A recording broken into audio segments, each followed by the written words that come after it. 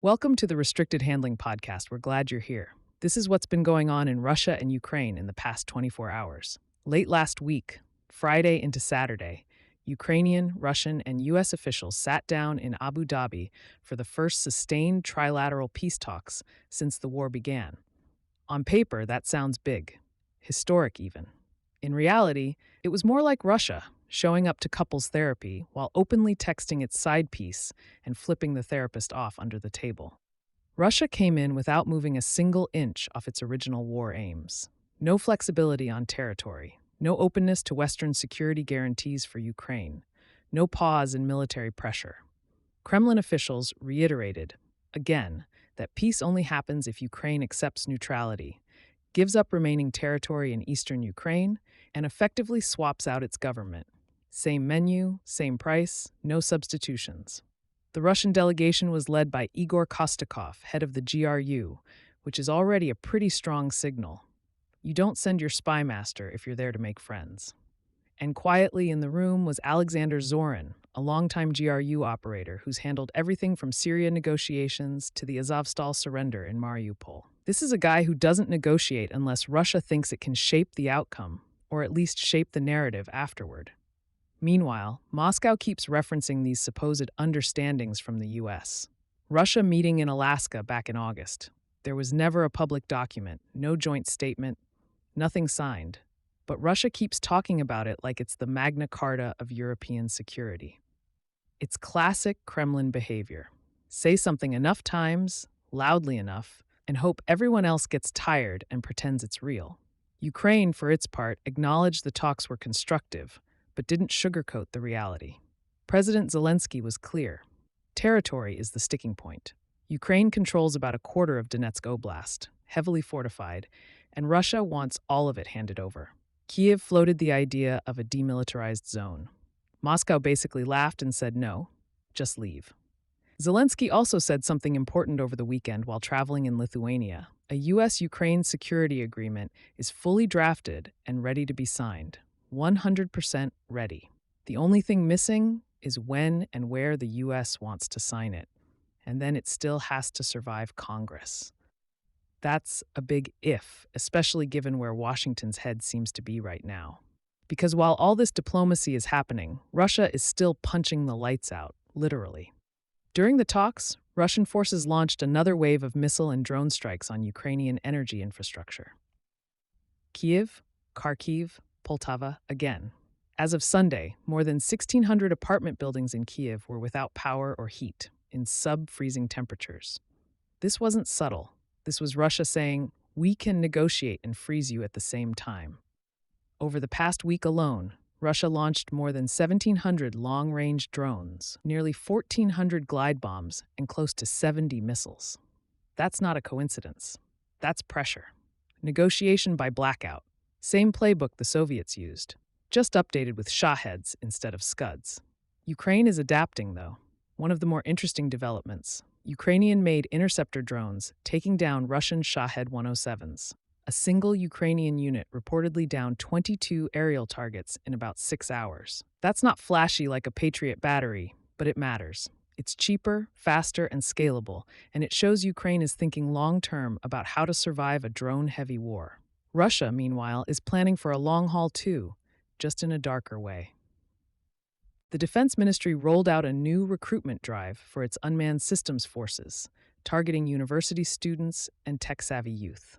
1-year contracts, drone-focused roles, promises you won't end up as infantry. But here's the fine print. They're standard military contracts, which means if the command decides you're suddenly an infantry drone operator, congratulations, you're infantry. This is part of a broader pattern. Russia is trying to refill the ranks without triggering mass backlash in Moscow or St. Petersburg.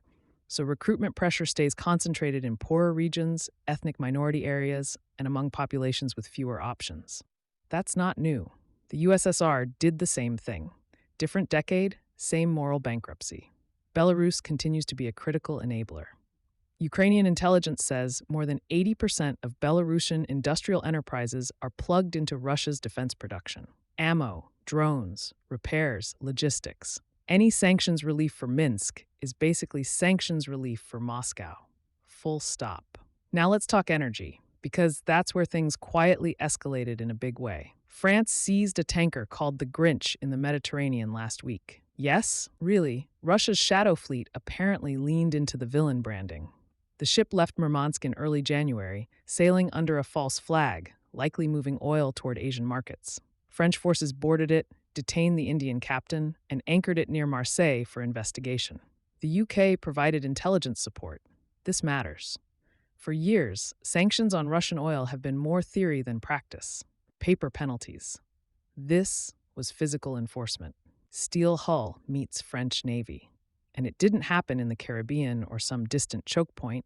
It happened in the Mediterranean, a key artery for Russian crude. The US has been doing similar interdictions tied to Venezuelan oil, and now Europe is clearly getting more comfortable with hands-on enforcement. Russian oil is already selling at a massive discount, and every seizure raises transportation costs and uncertainty. India and China are still buying, but even they notice when ships start disappearing. Zooming out beyond Ukraine, Russia is still signaling globally. On Thursday, Japan scrambled fighters after a Russian Il-20 intelligence aircraft flew near Kyoto, skimming international airspace and hoovering up electronic emissions. It didn't violate airspace, but that's not the point. The point is presence. Pressure. Reminding everyone that even while bogged down in Ukraine, Russia still wants to look like a global military player. Back home, Russia is also showing strain.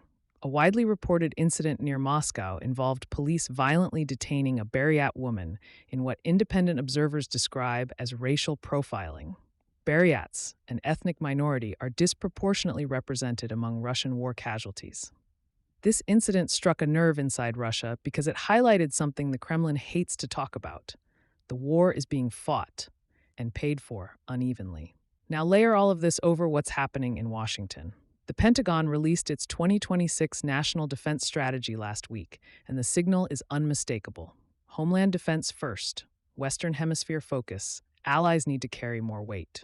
Ukraine barely gets a mention. Europe is told, politely but firmly, that supporting Kyiv is now primarily their job. At the same time, President Trump has been rattling allies with comments about NATO, Greenland, and collective defense, then walking them back after backlash. One moment, it's dismissing Allied sacrifices in Afghanistan. The next, it's praising British troops after a quiet nudge from King Charles. It's not nothing. Allies notice this stuff. So where does that leave us? Russia is negotiating without conceding. Still bombing while talking. Still demanding territory it doesn't fully control. The US is talking peace while signaling strategic retrenchment. Europe is being asked to step up, fast. And Ukraine is fighting, freezing, and innovating all at once. This isn't the end game, it's the long middle. The part where everyone's tired, the stakes are still massive, and bad decisions get made because they sound easier than the alternatives. Thanks for listening and being part of the RH community. Please take a moment to leave a 5-star review. If you want to see some changes, email us at info@restrictedhandling.com. We also publish a daily written intel brief on Substack, where you'll find even deeper coverage of Russia and China, along with insights on Iran, the Middle East, and the DPRK.